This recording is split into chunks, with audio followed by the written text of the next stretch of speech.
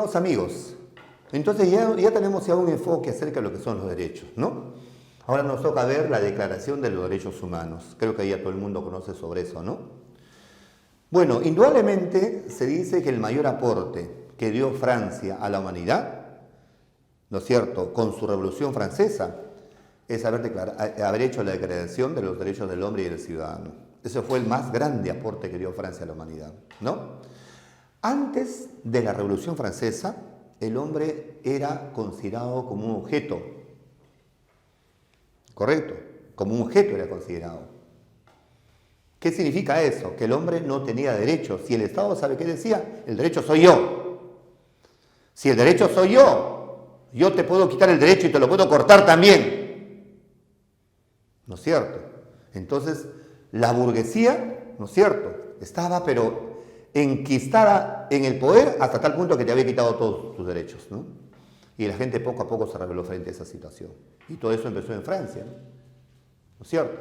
Y es ahí cuando se presenta la famosa Revolución Francesa, ¿no es cierto? Y el pueblo, ¿qué hizo? Tomó la Bastilla y empezó a matar a toda la gente que dirigían ese Estado, ¿no? ¿Y qué logró la población? Hacerse sus propios derechos. Hacer la famosa Declaración de Derechos del Hombre y del Ciudadano, ¿no?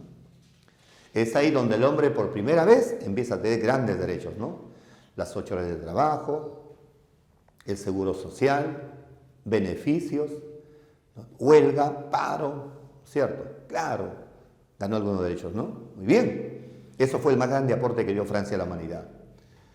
Pero ¿qué resulta? Que al término de la Primera Guerra Mundial se crea una sociedad llamada, un organismo que se llama así, la Sociedad de Naciones. Se crea un organismo llamado la Sociedad de Naciones. Este organismo tenía la idea o la intención de buscar paz a nivel mundial. ¿Correcto? Claro. Este organismo, como se crea al término de la Primera Guerra Mundial, debería, ¿qué cosa? Ya impedir que existan más guerras. Y se presenta, ¿qué cosa? La Segunda Guerra Mundial. Y este organismo no puede parar, ¿qué cosa? Esa Segunda Guerra Mundial. El mundo entero empezó a desconfiar hasta que dijeron, ese organismo no va más.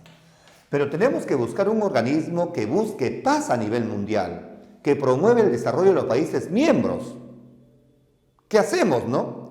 Y es así como 51 países al inicio se ponen de acuerdo para crear la más grande organización que existe ahora a nivel mundial, la famosa Organización de las Naciones Unidas, la famosa ONU.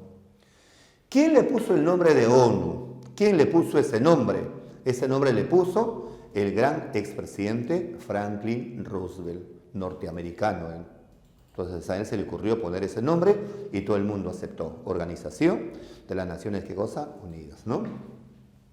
Cuando se crea la ONU, su sede fue en la ciudad de San Francisco.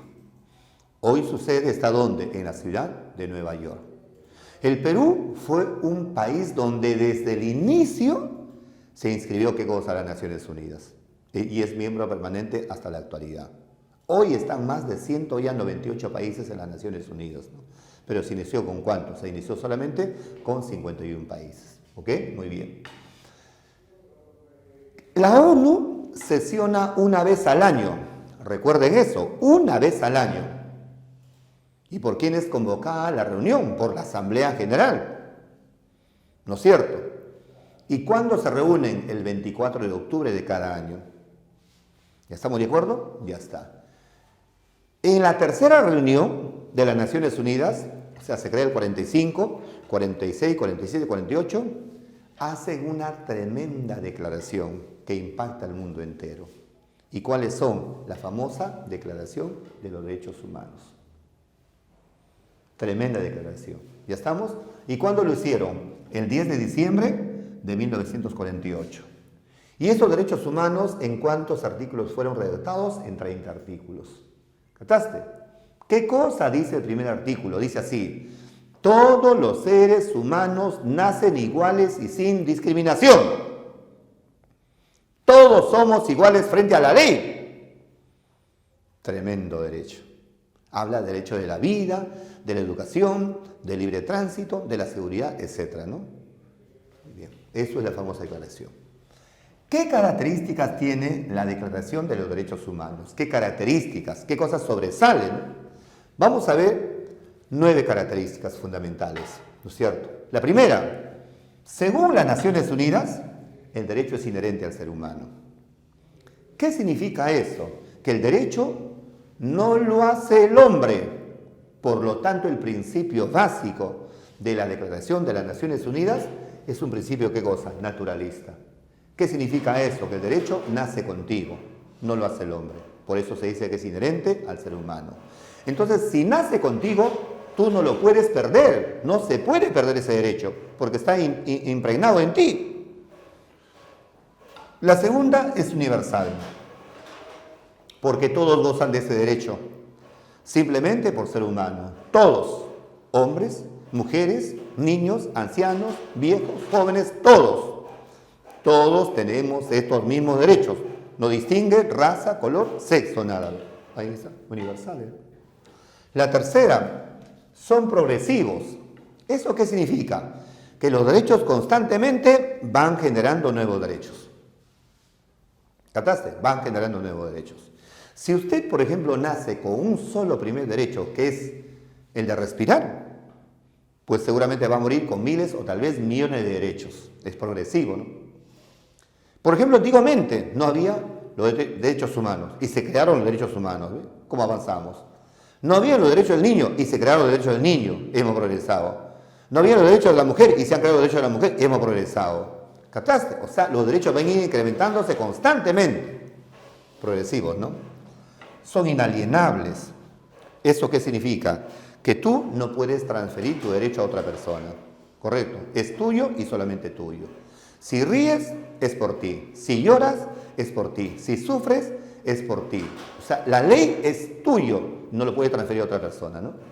¿Qué pasaría si, por ejemplo, tú vas con un carro y atropellas y tú le dices a otra persona, ¿sabe qué? Hagamos algo. Usted póngase en el timón y diga que usted ha atropellado y yo le pago ya a usted. No, el derecho no se puede transferir a otra persona, solamente es tuyo y nada más que tuyo, ¿no? Inalienables. Son inviolables. Ah, ya, pues nadie puede violentar tus derechos, ¿no? Nadie. Ni un gobernante, nadie. Ni porque tengas plata, ni porque tengas poder, no. Si alguien violenta tus derechos, ¿no es cierto? Usted se puede quejar. Y si eres millonario, no me interesa, pero nadie puede violentar tus derechos, mira, a ver. Son inviolables, ¿no? Claro. El gobierno no se puede irrogar a decir así, yo soy presidente y por lo tanto, ¡pah!, te puedo hasta ir o matar. No, pues. ¿Que porque eres gobernante? No, usted no puede violentar mis derechos, ¿no? Son irrenunciables. Nadie se puede despojar de sus derechos, nadie. Así por voluntad propia también, no. Si usted, por ejemplo, dice así, si yo quiero me mato, falso, no es así. Si intentas matarte y el policía te agarra y te detiene y no lograste matarte, te llevará a un psiquiatra. Luego cuando te salgas te vas preso porque te van a hacer un juicio. No se puede violentar los derechos de uno mismo ni de los demás porque te van a castigar, ¿no? Y las otras son indivisibles. Voy a hacer un ejemplo simple solamente para que entiendas. Mira, ve. Imagínate que acá tú tengas 5 derechos, ¿ya está? O más, hay tantos derechos, ¿ya? Ya. El gobierno dice así, mira, ¿sabes qué? Yo voy a respetar este derecho, pero esto no, esto tampoco te respeto, esto sí, esto también, esto no, no, no y no. ¿Qué es eso? ¿Qué es eso? Eso es divisible, pues. ¿Qué significa esto? Que tú respetas todos los derechos o no respetas nada. ¿Captaste? ¿Eso son qué cosa? Indivisibles, ¿no? Muy bien, hemos visto ahí las características de los derechos humanos y ahora nos pasamos a ver la clasificación de los derechos. ¿Estamos? Muy bien. Tenemos tiempo cortito en cívicas, por eso avanzamos lo más rápido posible. Bueno, a través del devenir de la historia, el hombre, por su aspecto progresivo, ha ido generando derechos. Y esos derechos que ha ido generando le ha ido poniendo nombres de acuerdo a la aparición y de acuerdo al tiempo de aparecer. Y lo llaman así, derechos de primera generación, que lo voy a rayar acá un poquito para que lo veas mejor. Qué bonito se ve esto, ahí está, de primera generación, derechos de segunda generación y derechos de tercera, ¿qué cosa? Generación. Ahí está. Qué bueno, ¿no? ¿Y a eso cómo lo voy a llamar? Simplemente con este nombre, clasificación de los derechos de cosa humanos. Ya estamos, ya está. Profe, me dice una alumna, ¿y por qué se llaman derechos de primera generación? Y la respuesta es simple, porque fueron los primeros derechos en aparecer. Correcto, en aparecer. Y así sucesivamente, segunda y tercera, ¿no? Y probablemente de acá aparezcan más, ¿no es cierto? Y estemos ahí poniendo más derechos, ¿no? Ya está. ¿Cuándo aparecen estos derechos de primera generación? Aparecen con la Revolución Francesa. O sea, el acontecimiento importante que dio inicio a la aparición de los derechos de primera generación son, ¿qué cosa? Los famosos derechos de la Revolución Francesa. ¿No? La famosa Revolución Francesa. ¿Ok? Muy bien. ¿Con qué nombre también se le llama a los derechos de primera generación? Con este nombre, derechos civiles y políticos. Ahí está, civiles y políticos, ¿no? Básicamente, ¿qué cosa defiende esos derechos de primera generación? Defiende la libertad del ser humano. Eso es el valor histórico que defiende la libertad del ser humano, ¿no? Y su integridad, o sea, defiende lo que es tuyo. ¿Qué defiende? Tu vida, tu salud, tu nombre, tu nacionalidad, tu identidad, tu seguridad.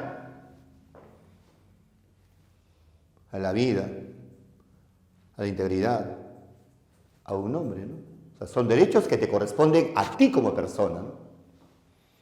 ¿Captaste? Y eso se gana, ¿qué? Con la Revolución Francesa, ¿no? Fueron los primeros derechos que se habían incorporado, ¿qué cosa? En las constituciones, básicamente en la Constitución Francesa, ¿no? Correcto, muy bien. Luego, ya pasado algunas décadas o siglos, aparecen, ¿qué cosa? Los derechos de segunda generación. De segunda generación. ¿Y cuál es el acontecimiento importante que se da para que aparezcan los derechos de segunda generación? Bueno, la famosa Revolución Mexicana, ¿no? Ahí está, la famosa Revolución Mexicana. Y por primera vez esos derechos se implantan en la Constitución de Querétaro, en la Constitución mexicana. Se implanta. Por eso el acontecimiento importante que da inicio a los derechos de segunda generación fue, ¿qué cosa? La famosa Revolución Mexicana. ¿Con qué nombre también se le llama? Con el nombre de derechos económicos, sociales y culturales. ¿Correcto? ¿Qué cosa busca estos derechos? ¿Qué derecho básico busca estos derechos de segunda generación? Los derechos a la igualdad. A la igualdad, aquí es a la libertad, aquí es a la igualdad. Entonces yo tengo la capacidad de ¿qué? De pedir tener seguro como lo tiene el otro señor. De trabajar 8 horas como lo tiene otro señor. De derecho al paro, a la jubilación, a un sindicato. O sea, aquí lo gana la persona y aquí lo gana un grupo social. Hospitales, colegios. ¿No? Ahí está. Y aparece, por si acaso se llaman también derechos económicos, sociales y culturales. Cuidado con eso de acá. Lo voy a poner así para que usted no se equivoque. ¿Ya? Muy bien. Y aparecen el gran derecho de tercera generación. Correcto. El acontecimiento importante que hizo o que apareciera los derechos de tercera generación fue la famosa, ¿qué cosa? Creación de la ONU. Correcto. Entonces ya más o menos por 1945 ya se escuchaba hablar de esos derechos. Pero recién se escucha con fuerza en 1960, 65 por ahí. ¿Estamos de acuerdo? En ese tiempo, ¿no? ¿Y de qué se hablaba de qué se hablaba cuando hablábamos de los derechos de tercera generación? ¿De qué? De los acontecimientos que estaban impactando al mundo entero, amigo lindo. Mire usted, la capa de ozono. Hace 40 años atrás que estamos hablando de ese problema, ¿no? Por favor, la capa de ozono está que adelgaza. Eso no es un hecho solamente suyo ni mío, es de la humanidad. Por eso estos derechos se le llaman así, derechos de los pueblos y de la solidaridad. ¿Qué significa? Que está defendiendo el derecho de la población a dónde se dirige. Y tú sabes que la población vive en esta tierra. Y esta es nuestra casita. Y no tenemos a dónde escaparnos. Es la única casa que tenemos. Pero esta casa se está malogrando. Se está dañando. Esta casita que es nuestra tierra tiene un techo que se llama la capa de ozono, que cada vez adelgaza más. Mira cómo están los ríos, mira cómo está el bosque que se depreda. ¿Qué nos hemos dado cuenta en los últimos años? Que cada vez hay una actividad económica, los ricos se hacen más ricos y el pobre se hace más pobre. Parece que la persona que vive en un lugar donde se saca materia prima no goza ¿de qué? De los beneficios de la producción.